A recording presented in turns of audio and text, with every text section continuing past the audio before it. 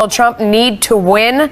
Hello, everyone. I'm Melissa Francis. Clinton going after millennials. She is set to appear at Miami-Dade College in Miami at 3 p.m. Eastern, and she will be joined by a familiar name, a throwback to the Bill Clinton era. It's Throwback Tuesday, apparently. Former Vice President Al Gore making his first campaign appearance. Today's stop for Clinton comes as she tries to build on recent momentum in the key swing state. Fox News editorial scorecard now rating Florida as lean Democrat instead of a pure toss-up. We're going to have more on that coming up later in the show. We have Fox team coverage. Carl Cameron is standing by. But let's begin with Jennifer Griffin, who is live in Miami. Jennifer, what is the thinking having Al Gore on the trail? Well, it certainly is a throwback to the 90s. We understand that Hillary Clinton will introduce Al Gore. He will then speak about one of his pet issues, of course, climate change, which is so important to millennials in this election. That's why they are having it here at Miami-Dade College, one of the largest colleges in the all-important state of Florida. Now, Gore is a virtual rock star on college campuses because of his 2005 documentary on global warming and Inconvenient Truth. Second, the former vice president will make the point that a vote for a third-party candidate like Jill Stein or Gary Johnson could actually lead to an unintended consequence, as it did during the 2000 election. Many of these students don't know who Ralph Nader is, but Al Gore blamed that third-party candidate for costing him the presidency. The Florida, of course, Melissa, is a symbolic choice since Gore lost the election here by 537 points back in 2000, votes, excuse me, back in 2000. So they chose this for all the symbolic reasons in terms of third-party candidates and how they can affect the election. Melissa? Al Gore is a rock star. That's a challenge for me to picture, but I hear what you're saying. How did this warming come about between the Clintons and the Gores? Because they have quite a history of frosty relations over time. Well, they do. And Melissa, remember that Al Gore refused to endorse Hillary during the primary against Bernie Sanders, and he also was a no-show at the Democratic convention. He was a very late endorser of Hillary Clinton. That all indicates the level of frosty relations between Gore and the Clintons. Her campaign chairman, we're told, John Podesta, staged the intervention and arranged for this single campaign appearance today. With the rise of Donald Trump, the frostiness in their relationship has melted faster than the polar ice cap. Before leaving New York, Hillary Clinton called into the radio show of Bishop Victor Curry, a Florida preacher with a very large African-American audience. Here's what she said. Florida is the key. If we win Florida, there's no way my opponent can win. That's why he's going to be in Florida today. He knows that. And despite all of the terrible things he has said and done, he is still trying to win this election, and we cannot be complacent. We cannot rest. Another fun fact today is the 41st anniversary of Bill and Hillary Clinton's wedding. It's their wedding anniversary. Bill Clinton is campaigning elsewhere in Florida. Back to you, Melissa. Whew, there's a lot in that. All right, thank you so much for that. Donald Trump fundraising in Texas and campaigning in Florida today, as we mentioned, after going on a Twitter tirade against Republicans pulling back support from him, including House Speaker Paul Ryan. Trump tweeting, quote, "Despite winning the second debate in a landslide, every poll, it is hard to do well when Paul Ryan and others give zero support." Chief political correspondent Carl Cameron is covering all the action live from Panama City Beach, Florida, where Mr. Trump will be later today. Carl, so is the GOP in an all-out war right now? Some factions of it sure are. Today's a very important day in Florida, not just because the Gores, the Clintons, and Donald Trump are all campaigning here, but in Florida today and a total of 13 states around the country, it's the last day to register to vote. Trump actually mentioned it by retweeting his son today for the first time. But if folks want to weigh in on this election in any of these 13 states, including Florida, today's the time to go down and get that done. And in terms of organization, that's an incredibly important part of what both campaigns need to do. As for Donald Trump, you mentioned that he had a tweet torrent this morning. He had a whole bunch of attacks on Hillary Clinton, and as well as Paul Ryan, the House Speaker. That's part of this war between the establishment and Donald Trump's campaign. And one of his tweets to it was particularly interesting and spoke to that point. He basically said he's glad to have his shackles off so that now he can campaign the way he wants to. Generally speaking, people have taken that to mean he can be completely as wild and as aggressive as he wants to be and doesn't have to worry about being politically correct or even political. He can pretty much say what he wants to. There's a new ad out by the Trump campaign today, and it takes on Hillary Clinton and says that she was a failed Secretary of State. In the ad, you see a whole series of international hotspots, and then from that ad, it says Hillary Clinton essentially doesn't have the fortitude. And what you see is pictures of her when she had her concussion in 2013 with the black glasses, testifying before the Benghazi committee, and you see her wobbly in a couple of different instances when she was with her recent bout of pneumonia. So Trump today, doing what he wants to do, saying what he wants to say, is putting on an ad that essentially attacks Hillary Clinton's health. Melissa? All right. Carl Cameron, thank you so much. A blast from the past returns today in Florida. As we mentioned, former Vice President Al Gore will join Hillary in Miami in less than an hour. But many of the people that will speak, or they will speak to, are too young to remember his time in office. Al Gore began as a congressman from Tennessee. Later, he became a senator. He ran for president in 1988, losing in the primaries, and then in 1992, Bill Clinton chose him as his running mate. After serving 8 years as vice president, he took another shot at the White House in 2000, just barely losing to George W. Bush in a race so close it went to the Supreme Court. Since leaving office, he won a Nobel Prize for his work on global warming. Joining me now is Simon Rosenberg, president and founder of NDN and a former Clinton campaign advisor. We also have Larry O'Connor, editor-at-large for HotAir.com. Gentlemen, thank you so much for joining us. Good to be here. Simon, I'm going to start with you. I mean, Sure. Florida, boy, this is bitter ground for Al Gore. I mean, we mentioned he lost there by just 537 votes. If we want to remind the viewers here, the recount took 5 weeks. There was litigation, and he blamed it on Ralph Nader. So now he is going back there and essentially trying to stop the same thing from happening to Hillary Clinton as millennials gravitate, maybe in part, towards the Green candidate who addresses the issue of climate change. Will it work?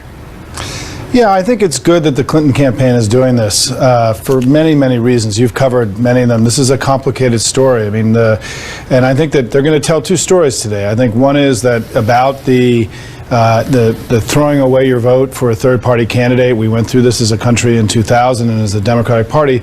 But also, I think you're going to hear a lot about Al Gore being sort of a very modern figure, actually, not a throwback figure. Many of the things he worked on, enabling the digital economy, climate change, these are things that are happening now. And he was very involved in helping really construct and build the modern world. And then finally, I think the other piece of it is going to be the discussion about how when he was in office with Bill Clinton, we had robust economic growth. It's happened 2 consecutive Democratic administrations. I think they'll be making the economic case as well for the Democratic ticket. Okay. Larry, the challenge with that is that if they're looking at going after the millennials, the problem with Hillary Clinton and the millennials is that to them, she doesn't seem genuine. You know, they don't trust her or any of the system. You know, I mean, they were for Bernie Sanders because he seemed like he was offering something different. So how does Al Gore address that problem of not wanting what is the old establishment, what has been tried, what is tired? Yeah, Retread Tuesday in Florida, right? By the way, Simon, I just want to be clear here. Enabling the digital economy, is that the 2016 version of inventing the internet? That's the first time I've heard that one about Al Gore's great achievements. Listen, this is, to me, this shows that they're not partying in Hillary headquarters the way we saw on Saturday Night Live this last Saturday. If they're really concerned about millennials going third party, that means they think this is going to be a close election. They think Florida is going to be close. I just find it a little distasteful, just a couple of days after Hurricane Matthew hit Florida, and I think the death toll in that state was 5, that we've got Al Gore down making the case, the false claim that global warming is the cause of hurricanes, considering we just had the longest drought of hurricanes. Isn't that a little politically gross to be going down there and making that case right after the hurricane hit the state. I don't like it. I don't think Floridians will like it. I mean, although that there are people out there who believe in that theory, right, Simon? I mean, there are people in southern Florida who feel like the reason why a lot of their beaches are disappearing and things are happening, and you're seeing this sort of dramatic weather. I'm talking specifically about hurricanes. Okay, we just Simon, have the go ahead. longest I'll let you drought in address that. American history. Hang on. I don't know that we're going to solve. I don't know that we're going to solve this debate on this show right now. But certainly, I think that I spend time in South Florida. I've worked in political campaigns down there. There is enormous concern about rising sea levels and climate change in South Florida. It is one of the most important issues in all of Florida politics. Larry's just wrong on this one, I think. Larry's often correct and smart and right, not on this one. I think this is a pressing issue for Florida voters. Let's move to the other side of the ballot for a moment. Arizona Senator John McCain says not only is he no longer endorsing Donald Trump, he's not even voting for either major candidate. Listen to this. When Mr. Trump attacks women and demeans the women in our nation and in our society, that is a point where I just have to part company. It's not pleasant for me to renounce the nominee of my party. He won the nomination fair and square. But I have daughters. I have friends. I have so many wonderful people on my staff. They cannot be degraded and demeaned in that fashion. So, Larry, the other side of this argument would say neither of these human beings are particularly decent. I mean, we've seen a lot of bad stuff about both candidates that are on the ballot. I'm sort of ashamed of both of them. At the end of the day, maybe you have to look to your issues and make a choice on that. If you care about the economy and growth, maybe that's one candidate. If you're very focused on the environment, maybe that's another candidate. What do you think of that argument? Yeah, I think that a lot of American people are looking at this election and saying they got to choose between two people that they don't really like. And you're right. That's where party politics are supposed to come in. You support the nominee of your party even though you may not like the person. That's why, as a long-suffering Republican, I'm sort of used to this behavior from John McCain. He was primaried by J.D. Hayworth 6 years ago, and during that primary, he ran to the right of Donald Trump. Okay. He promised to build a wall, and then 6 months later, when he was elected, he was standing next to Charles Schumer. So he needed to support Donald Trump to win his primary. He's won his primary. Now he's been looking for an excuse to not support Donald Trump. Simon, forgive me, we're out of time. I'll give you an extra one next time. Thanks to both of you. He doesn't need it. Don't worry about it. Come on now. Damning new details in the latest batch of WikiLeaks emails showing a then CNN contributor and future interim DNC chair giving Team Hillary advance notice on a question to be asked at a town hall. Can you say cahoots? Plus, who heard this in the debate? One of the women, who is a wonderful woman, at 12 years old, was raped at 12. Her client she represented got him off, and she's seen laughing on 2 separate occasions, laughing at the girl who was raped. So do you know this story? A lot of people don't. We dug into that 1975 case. Trace Gallagher separates fact from fiction about Kathy Shelton.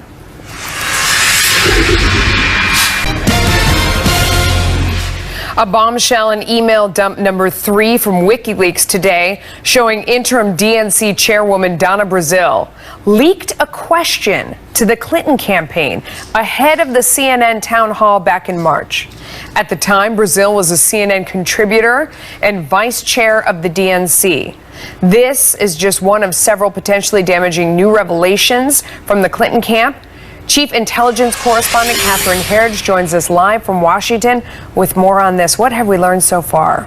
Well, thank you, Melissa, and good afternoon. Among the WikiLeaks is a transcript of one of Hillary Clinton's speeches back in 2013, where she talks to some Toronto businessmen about the bin Laden incident, and Trump has just weighed in on this issue, issuing a statement that reads in part, Clinton has such a disregard for classified information that one has to wonder if she would even be able to receive a security clearance should she be elected president. These transcripts released by WikiLeaks, as I mentioned, show Hillary Clinton Clinton did give this speech to a group of Canadian business leaders, and during that speech, Clinton revealed details about the 2011 raid that killed Osama bin Laden. Clinton specifically discusses sources and methods, including an intercepted phone call which appears to be a national security violation. A former special operations professional told Fox News that incidents like this make it hard for the U.S. to lead by example. I feel, frankly, almost disingenuous in many cases talking to a foreign counterpart about how he and his organizations and how he and his government should start to conform to these kinds of principles. And he turns and looks at me and laughs and would say, well, what about the United States? Asked if Clinton had cleared the information with the CIA in advance. That's standard practice when a mission is discussed in public. The CIA office offered no comment on the information or the incident, Melissa. And what about the DNC leaks? Well, earlier leaks have revealed that there are these, what I would call preferred reporter lists, where the Clinton campaign has felt comfortable planting positive stories about their candidate. And now there's this new email that was released today strongly suggesting that the interim DNC chair, Donna Brazile, who is also a CNN commentator, may have shared a question in advance of the network's March town hall. The exchange was between Brazile and Clinton's campaign manager, Jen Palmieri, and it was focused on the issue of the death penalty. In the email, it's not framed as a question per se, but Brazile strongly hints that it might be an issue that would come up, and a transcript shows it did come up in the Clinton town hall. Asked about the email that was hacked by WikiLeaks, a CNN spokesman said, to be clear, they have never given a question in advance, which is technically true based on the email, but the email shows that it was hinted very strongly that she needed to be prepared for this question, Melissa. It's all in the wording in the end, isn't it? Amazing. All right, Catherine Herridge, fantastic as always. We appreciate your reporting. Hillary Clinton trying to shore up support in Florida as a new Fox News electoral scorecard shows some interesting changes here. Ed Henry breaks it down. That's coming up next.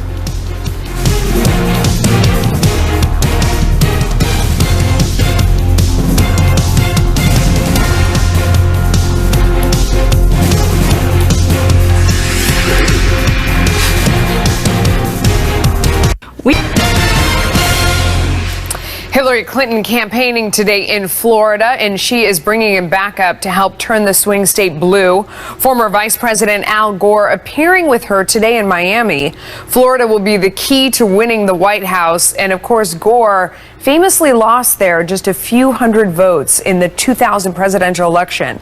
A brand new Fox News scorecard shows that state now leaning Democrat. Ed Henry is live in Washington.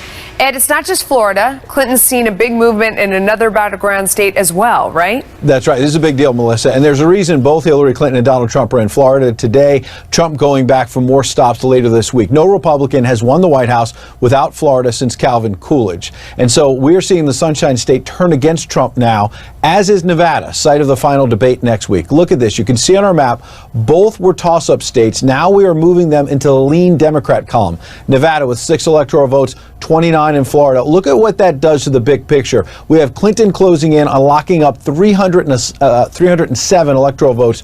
Trump at 187, 44 still up for grabs, but those 44 that are up for grabs don't matter, essentially, if this pans out, because Clinton only needs 270 electoral votes to win. So if the election were held today, the good news for Trump is it's not being held today, Melissa. He's got a little more time. That's right. In 29 days, anything can happen, as we've seen in the last 29 days. But, Ed, you have new information suggesting that Trump has another problem brewing in Florida? It may not just be the Trump tapes that are moving some of these polls against him. The cumulative impact of his comments on minorities could also be a factor. We talked yesterday on the show about early voting. Well, the Clinton camp has just put out some new numbers. And look at Florida when it comes to new requests for early ballots. Just in the last week, as some of this has played out, requests from Democrats outnumbering Republicans 2-1, even though the GOP has traditionally done better in terms of vote by mail in Florida. Most telling, 1 in every 3 new ballot requests coming from Hispanics and African Americans. So we're seeing the Clinton camp also register more new voters in Florida, and it could get worse. A federal judge has just extended the registration deadline by a day and is hearing arguments tomorrow to perhaps extend it even more because of Hurricane Matthew. So the Democrats right now signing up more new voters in the Sunshine State, and that could have a big impact on Election Day too, Melissa. This is that famous ground game we've been hearing about since the beginning, and now we're seeing the evidence of it in action, Ed Henry. At least the early stages. Good to see. The early stages. Thank you. Appreciate that. All right, Donald Trump dug it up in the debate. A 70s legal case involving Hillary Clinton, who defended an accused rapist in court. We are going to separate the fact from the fiction on this story. Plus, forget the results on November 8th. One writer says no matter who claims victory in the election, the real winner is Bill Clinton, either way. This is not complicated. We are in a position to roar and to do it together and to recapture the American dream. And it all depends on you. For over 200 years, Trump going after Hillary Clinton by highlighting the women who've accused her husband of sexual harassment and assault. But one of the women Trump invited to Sunday night's debate says Hillary Clinton mistreated her when she was just 12 years old. Trace Gallagher is live in Los Angeles to explain the case to us. Trace, a lot of people not familiar with this one. Yeah, it's true, Melissa. Back in 1975, Kathy Shelton was 12 years old and accused a 41-year-old man of raping her. At the time, Hillary Clinton was a 27-year-old law instructor running a legal aid clinic at the University of Arkansas, Fayetteville. Clinton says she was appointed by a judge to defend the accused rapist. As part of her defense, Hillary Clinton filed an affidavit that said, quoting here, "I have been informed that the complainant is emotionally unstable with a tendency to seek out older men and to engage in fantasizing." Clinton also claimed that 12-year-old Kathy Shelton, seen here in a DailyMail.com photo, had made false accusations before and requested she undergo a psychiatric examination. In 2007, when a reporter showed the affidavit to Kathy Shelton, she denied ever fantasizing about older men or ever falsely accusing anyone. Shelton also had no idea that Hillary Clinton was involved in the case, but said she thought Clinton was likely just doing her job. But then, in 2014, audio of Clinton discussing the case and laughing went public. Watch. Of course, he claimed that he did all this stuff. He took a lie detector test. I had to take a polygraph, which he passed, which forever destroyed my faith in polygraphs. I handed it to Maynard Gibson. I said, "Well, this guy's ready to come from New York to prevent this miscarriage of justice." Clinton claims she wasn't laughing about the case, but about the absurdity of the system. Now Kathy Shelton claims Hillary Clinton put her through hell, attacking her character, requesting multiple polygraph tests with sexually explicit questions, and sending her through a battery of psychiatric exams. Except the Washington Post reports that court documents show there were no psychiatric exams. Shelton clearly disputes that, and it's true that some evidence was mishandled, and the accused rapist eventually struck a plea deal to reduce the charges. The defendant ended up serving less than 1 year in jail. Melissa. Blaming a little girl for her rape and laughing about it later. It's amazing. Trace Gallagher, thank you. Now to a very interesting take on the latest twists and turns in the race for the White House with my next guest writing in the Wall Street Journal. Donald Trump is the new Bill Clinton, and if he does pull off a win in November, it will be in good part because of a culture that Hillary Clinton did much to create. Bill McGurn is Main Street columnist for the Wall Street Journal. He is former chief speechwriter for George W. Bush, and he joins me now. It's a very interesting article. You start with this idea that a lot of people have thought about.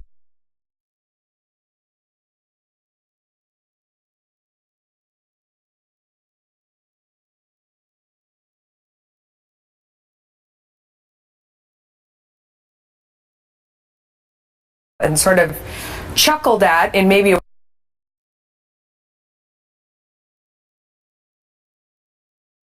worried way. If Hillary Clinton is elected,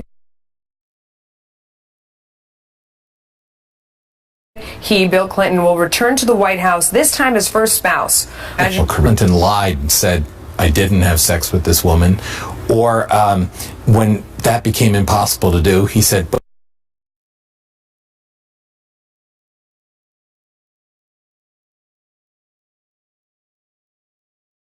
"Well, this is just lying about sex."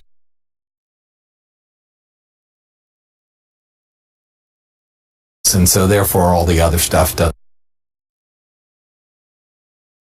really matter.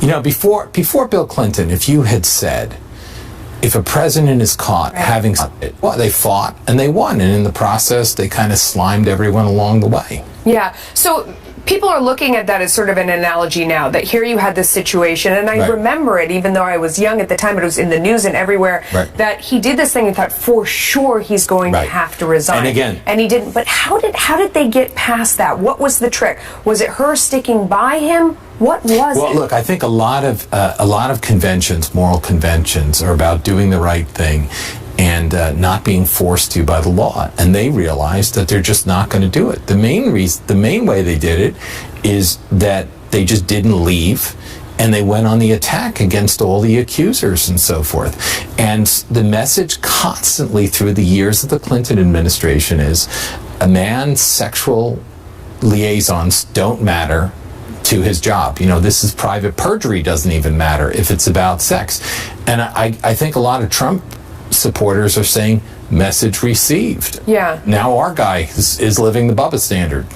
But how do you extend that? So they were obviously able to extend that to the majority, because when you look at, I mean, it would feel like that. If you look at his approval rating when he left office, if you look at the way he's thought about now, even though you have that in the back of your head that he did these things, he still is a popular figure and got past that time when people were very ick about him. So how does that apply to Donald Trump? Because today it feels like the polls are sliding away from him, the Republicans are fleeing from his side. Look, the one thing we learn is that any of these standards, it's okay for a liberal Democrat to do it, but if a Republican does it, it's a terrible thing. I mean, Newt Gingrich resigned, Bob Livingston resigned over, you know, his private affairs. Is that really the difference, Republican versus Democrat? I think it's a big difference, actually, in how they're treated in the press. Look, Donald Trump, this tape is just an extra level of crudity that we can hear his voice, but he boasted about his affairs in his books with Mary Mack. There's no surprise. Anyone who pretends they're surprised that this is Donald Trump. But again, we've been told by the Clintons it doesn't matter, and that's what Donald Trump's arguing. Yeah, maybe it's that there's audio for this one. That could be the difference. Thank you so much. We appreciate it. The death toll from Hurricane Matthew now stands at 27 after authorities in North Carolina found the body of a man whose car was swept away by floodwaters. Rising rivers are still a major concern in North and South Carolina as hundreds of people trapped by the floodwaters are keeping rescue teams busy. Steve Harrigan is live in Lumberton, North Carolina, where hundreds have been forced to evacuate. Steve. Melissa, despite the fact that Hurricane Matthew is long gone and that we've had 2 beautiful sunny days here in North Carolina, things are still getting worse and the water is still rising. You can probably see over my shoulder we're having live rescues on as we've had them all through the morning. Those are first responders from Pennsylvania. They're heading out there in the raft with a motor and some paddles as well, and they're going to save people who have been trapped in their houses or apartments for the past 2 days. All throughout the day we've been watching people come out, some with walkers, some in wheelchairs, some holding on to their pets or just with plastic bags of their goods, really anything they could have.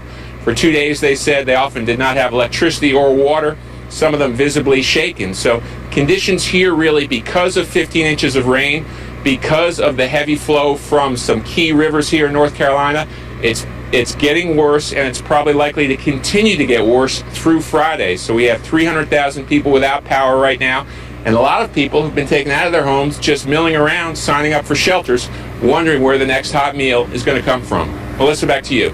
Wow. Steve Harrigan. It's quite a story. Thank you for reporting it. A sudden shakeup at the Virginia Trump camp over this. Listen. The RNC slithered its way into the Trump campaign.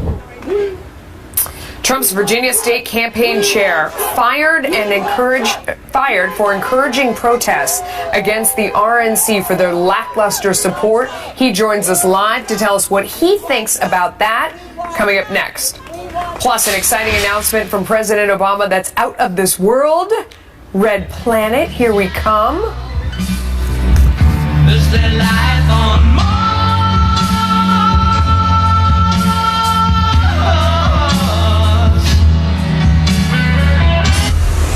Professor Langdon, we need your help. Our population. Donald Trump's campaign is abruptly firing its Virginia campaign co-chairman after he supported a rally against the Republican National Committee. Listen. Just a few moments ago, because those RNC establishment pukes who have worked their way into the Trump campaign just moments ago threatened me. And they said that if we continue with this rally, that they're going to terminate me as chairman of the campaign in Virginia. And they did. Corey Stewart is taking part in the protest. He did it, which was meant to warn the GOP against abandoning Trump. The former campaign co-chairman is also a candidate in the 2017 Virginia governor's race, and he joins us now from Washington. You know, the campaign, you were an early supporter. You've been out on the trail. You went out, you did this thing, and they fired you. But you are not against Trump now. How come? Because the reason I did this is out of loyalty to Mr. Trump.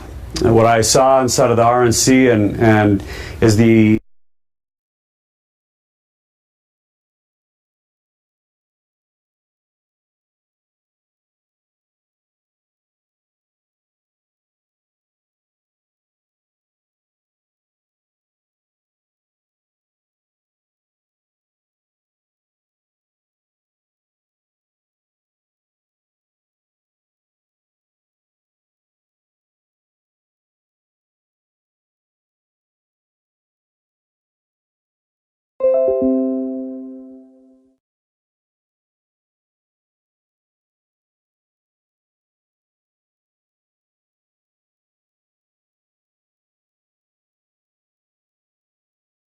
one team.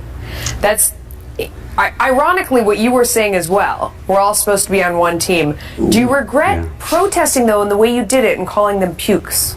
No, not at all. Because, look, they told me ahead of time that they were going to, as you noticed in the clip, that they were going to terminate me if I proceeded with this. So I knew what the risk was. In fact, I knew it was going to happen. But look, this campaign is, if things don't change, we're going to lose a critical state like Virginia. And I appreciate Mr. Whitbeck's comments, but look, it's all a facade. This is not one big, happy, unified entity. There's a real difference between the Trump campaign and the RNC and the Republican establishment. They are deliberately trying to undermine the campaign. I saw that happening. And I've tried, and I've become frustrated in trying to get those resources back onto the Trump campaign. Here's what I wonder. We only have 29 days to go until the election. Here you are with passion and resources and people that are following you. Why not go protest Hillary Clinton rather than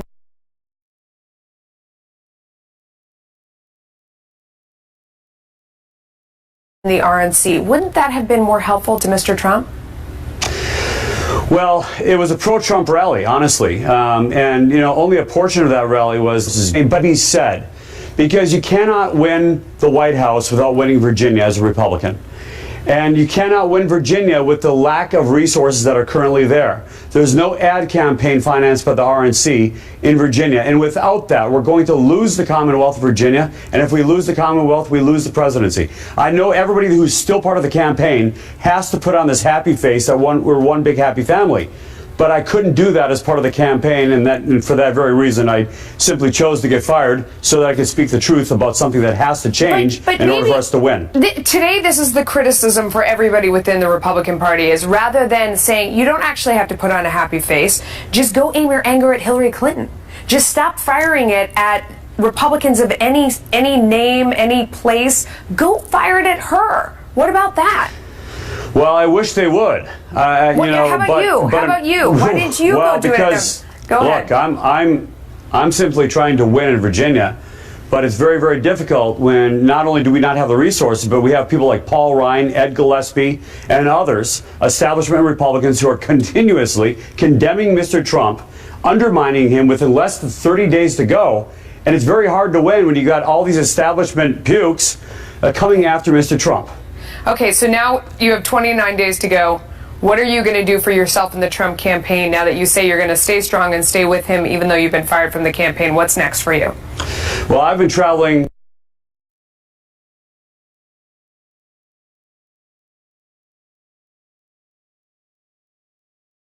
the Commonwealth every day for the last year on behalf of Mr. Trump. I will continue to do that. Speak at rallies, do whatever Trump came back to. Good luck to you, pleasure. sir. New trouble for Samsung. Turns out replacement phones for the exploding Galaxy Note 7 aren't any better. What owners of the fried phones need to know. Oh my. For lower back pain sufferers, the search for relief often leads here. I'm announcing a new partnership between the government and private companies to send humans safely to Mars by the 2030s and ultimately have them stay there for extended periods. Oh no. No word on how much the ambitious plan will cost or how it will be paid for. But come on, we never worry about those details. That's for another time. Samsung ending production of the Galaxy Note 7 smartphone around the world because of concerns for consumer safety. The company originally recalling the device because the batteries were catching fire. That's not good.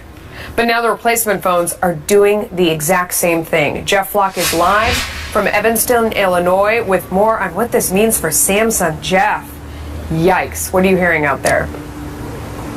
Yeah, this is one of the stores where they're bringing the phones back, Melissa. I got more bemusement almost and making fun than anger. Somebody said, well, it looks like the Galaxy Note is to Samsung as Donald Trump is to the Republican Party. Comments like that as opposed to just flat out anger. But people are bringing the phones back. They're going to get their money back from Samsung and a gift card of $25. If they turn it in for a cheaper Samsung phone, they'll get the difference back as well as the new phone. So Samsung trying to do its part, but it's a huge hit. Wow. I mean, what does it mean for the rivals? It's obviously good news for Apple. Samsung had been taking market share. I mean, this phone, when it came out, it could go underwater. People were really dazzled. What does it mean? Exactly. They were thinking they were going to sell 19 million of these, which would have been $17 billion in revenue. And now that potentially goes to the likes of Apple and also Google. That stock is up today, Melissa, as well, because they've got this new Pixel phone coming out. This is also one that the critics and those who know about these things have given very high marks to. So this could be very good timing for them as well as very bad timing for the folks at Samsung. Oh boy. All right, Jeff Flock, thank you for that. Well, here's what America is clicking on today. Creepy clown sightings in the U.S. apparently sparking copycat incidents in Australia, New Zealand, and the U.K. Police in Britain warning pranksters not to use threatening weapons to scare people. You have to actually warn people about that. A stunning fireworks display in India's capital to celebrate a popular Hindu festival. It symbolizes the victory of good over evil. Appropriate right now, I hope. Airlines working with the Transportation Department to limit which kinds of animals should be allowed to board a flight. An estimated 100,000 so-called emotional support animals. Have you seen these? They ride the airline in the cabins on airplanes every year, from dogs to cats to, you guessed it, pigs. Even monkeys. I've seen a pig myself. Amazing. All right. So who won the debate? Hillary Clinton or Donald Trump? Or was it the